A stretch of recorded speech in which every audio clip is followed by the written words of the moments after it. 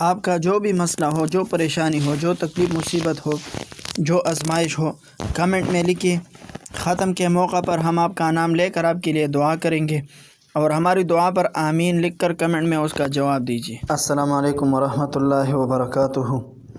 محترم سامعین کرام، اللہ رب العزت کی بارگاہ میں دعا کرتے ہیں کہ اللہ تعالی ہم سب کو کامیاب انسان بنائے۔ ناظرین کرام، جیسا کہ آپ سب کو معلوم ہے کہ رمضان المبارک کی آمد ہے، انتہائی عظمت والا، رفعت والا مہینہ ہے۔ آپ صلی اللہ علیہ وسلم اس ماہ رمضان کے لیے شروع سے تیاری فرماتے تھے۔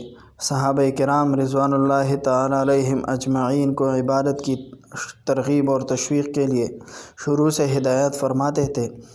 اس ماہ رمضان کو اللہ رب العزت نے اتنی فوقیت اور عظمت دی ہے کہ اس میں سونے والے کی نیند کا بھی اس کو اجر اور ثواب ملتا ہے۔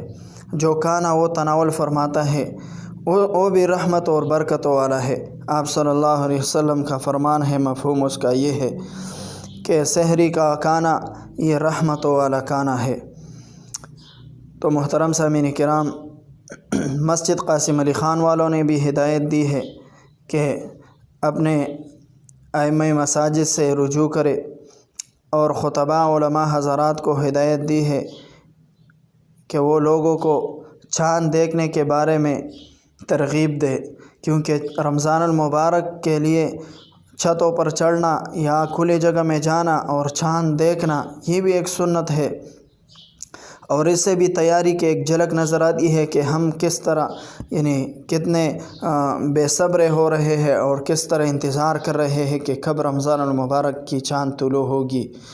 تو یہ عمل بھی اگر ہم عبادت کی نیت سے کریں تو انشاءاللہ العزیز یہ ہمارے لیے باعث نجات ہوگا اور باعث اجر اور ثواب ہوگا۔ اللہ رب العزت ہمیں اس ماہ رمضان میں خود اپنے آپ کو بخشوانے کی توفیق عطا فرمائے کہ ہم اللہ رب العزت کی ذات سے اپنے آپ کو بخشوائے، کیونکہ آپ صلی اللہ علیہ وسلم کی بد دعا ہے اس شخص کے لیے جس پر ماہ رمضان آ جائے اور اس کی مغفرت نہ ہو جائے۔ محترم سامعین کرام، چاند دیکھنے کے وقت اگر ہم دعا کریں سنت رسول صلی اللہ علیہ وسلم کی نیت سے، جس طرح حدیث شریف میں آتا ہے کہ یہ چاند دیکھتے وقت اپنے لیے، اپنے ملک کے لیے، تمام مسلمانوں کے لیے اس کو نجات کا ذریعہ بنانا اور اللہ رب العزت کی بارگاہ میں دعا کرنا کہ اللہ اس ماہ رمضان کو، اس چاند کو، اس ماہ کو ہمارے نجات کا ذریعہ بنائے، اس ماہ کو، اس چاند کو میرے گناہ بخشوانے کا ذریعہ بنائے، اس ماہ اور اس چاند کو میری کاروبار میں جو بندش ہے، میرے رشتے میں جو بندش ہے، میرے ترقی میں جو بندش ہے، ہمارے گھر میں جو نفرتیں ہیں، جو دشمنیاں ہیں، جو بیماریاں ہیں، جو قرض اور مصیبت اور تکالیف اور آلام ہے، یا اللہ اس چاند کی برکت سے یہ ختم فرما اور تمام مسلمانوں کی مشکلات آسان فرما۔